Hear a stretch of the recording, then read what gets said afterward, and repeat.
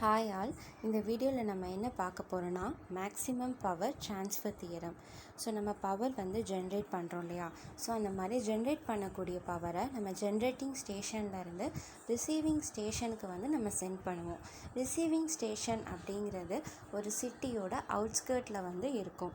அதுக்கப்புறம் நம்ம ரிசீவிங் ஸ்டேஷன்லேருந்து சிட்டியோட டிஃப்ரெண்ட் ஸ்ட்ராட்டஜிக் பாயிண்டில் உள்ள சப்ஸ்டேஷனுக்கு வந்து சென்ட் பண்ணுவோம். ஸோ சப்ஸ்டேஷன்லேருந்து கஸ்டமர்ஸ்க்கு வந்து பவர் வந்து ட்ரான்ஸ்ஃபர் ஆகும். ஸோ இந்த மாதிரி ட்ரான்ஸ்ஃபர் ஆகக்கூடிய பவர் 100% எஃபிஷியண்ட்டாக இருக்குமான்னு பார்த்திங்கன்னா கண்டிப்பாக இருக்காது. நம்ம டிசி சர்க்யூட்னு எடுத்துட்டோன்னா அதில் வந்து ரெசிஸ்டர் இருக்கும். ஸோ ரெசிஸ்டரில் வந்து நம்மளுக்கு எனர்ஜி வந்து ஹீட்டாக வந்து டிசிபேட் ஆகும். ஸோ அங்கேயும் வந்து நம்மளுக்கு லாஸஸ் இருக்கும். அதே மாதிரி நம்ம ஏசி சர்க்யூட்னு எடுத்துட்டோன்னா we have resistor, inductance and capacitance. So inductance and கெப்பாசிட்டன்ஸில் வந்து எனர்ஜி வந்து நம்மளுக்கு ஸ்டோர் ஆகிட்டே இருக்கும். அது நம்மளுக்கு ஆல்ரெடி தெரியும். ஸோ அப்போ நம்ம சென்டிங் எண்ட் ஸ்டேஷன்லேருந்து ரிசீவிங் எண்ட் ஸ்டேஷனுக்கு நம்ம சென்ட் பண்ணக்கூடிய பவர் 100% எஃபிஷியண்ட்டாக இருக்காது. பட் நம்மளுக்கு வந்து பவரோட ஈக்குவேஷன் தெரியும். பவர் அதாவது PL which is equal to I squared into RL. So இதில் பார்த்திங்கன்னா RL அப்படிங்கிறது வந்து லோட் ரெசிஸ்டன்ஸ். ஸோ இந்த லோட் ரெசிஸ்டன்ஸ் வந்து it is always depends on the power. So அப்போ இந்த லோடோட வேல்யூ ஏதோ ஒரு பாயிண்டில் இருக்கும்போது கண்டிப்பாக நம்ம மேக்ஸிமம் பவரை கெட் பண்ண முடியும். இன்கேஸ் நம்மளுக்கு RLோட வேல்யூ வந்து கம்மியாக இருந்துச்சுன்னா கரண்ட்டோட வேல்யூ எப்படி இருக்கும்? அதிகமாக இருக்கும். பட் கரண்ட்டோட வேல்யூ அதிகமாக இருந்தால் கூட வோல்டேஜ் அக்ராஸ் தி லோட் எப்படி இருக்கும்? கம்மியாக இருக்கும்.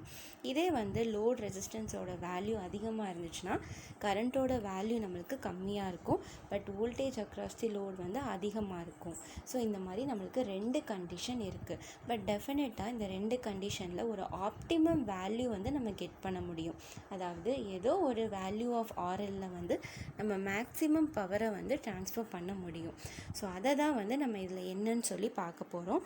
ஸோ இதுக்கு வந்து நம்ம ஒரு கண்டிஷன் வந்து வச்சுக்க போகிறோம். இங்கே பாருங்கள், for the maximum average power transfer the load impedance must be equal to the complex conjugate of the Thevenin impedance. So இந்த மாதிரி மேக்ஸிமம் பவர் ட்ரான்ஸ்ஃபர் பண்ணுறதுக்கு இங்கே வந்து ஒரு கண்டிஷன் வந்து கொடுத்துருக்காங்க. அது என்ன கண்டிஷன் அப்படின்னு பார்த்துட்டிங்கன்னா ZL which is equal to Z Thevenin conjugate. இது வந்து ஏசி நெட்வொர்க்குக்கு. இதே டிசி நெட்வொர்க்குன்னு நம்ம பார்த்தோன்னா RL which is equal to R தெவெனினாக இருக்கும். ஸோ ஏசி நெட்வொர்க்குன்னு பார்க்கும்போது we have a condition load impedance which is equal to Thevenin impedance conjugate. So இந்த இடத்துல நம்ம கான்ஜுகேட் எதுக்காக எடுக்கிறோம் அப்படின்னு பார்த்துட்டிங்கன்னா, ஸோ கான்ஜுகேட் அப்படின்னாலே நம்ம என்ன பண்ணுவோம்? இங்கே பாருங்கள் equation ZL which is equal to RL plus JXLன்னு இருக்குது. Z தெவெனின் வந்து என்னது? R Thevenin plus JX Thevenin. So இங்கே நம்ம கான்ஜுகேட் எடுக்கிறோன்னா இந்த ரியாக்டன்ஸோட வேல்யூவோட சைனை வந்து நம்ம சேஞ்ச் பண்ணணும். ப்ளஸ்ஸாக இருந்துச்சுன்னா மைனஸ், மைனஸாக இருந்துச்சுன்னா ப்ளஸ்.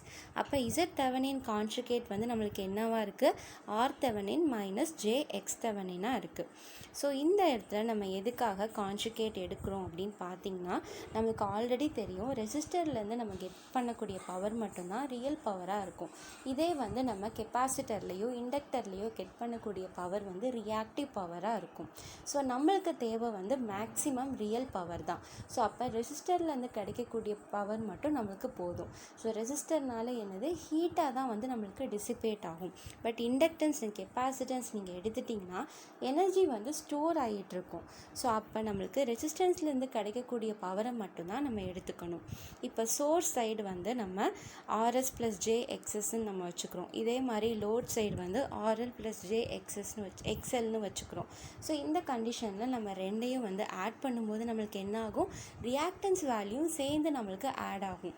இதே நம்ம கான்ஜுகேட் எடுக்கும்போது மைனஸ் JXLன்னு இருக்கும். ஸோ மைனஸ் JXLன்னு இருக்கும்போது நீங்கள் சோர்ஸ் சைடு உள்ள இம்பிடன்ஸையும் லோட் சைடு உள்ள இம்பிடன்ஸையும் நீங்கள் ஆட் பண்ணும்போது ரியாக்டன்ஸ் டேர்ம் வந்து நம்மளுக்கு கேன்சல் அவுட் ஆகி ஃபைனலாக ரெசிஸ்டன்ஸ் வேல்யூ மட்டும் இருக்கும்.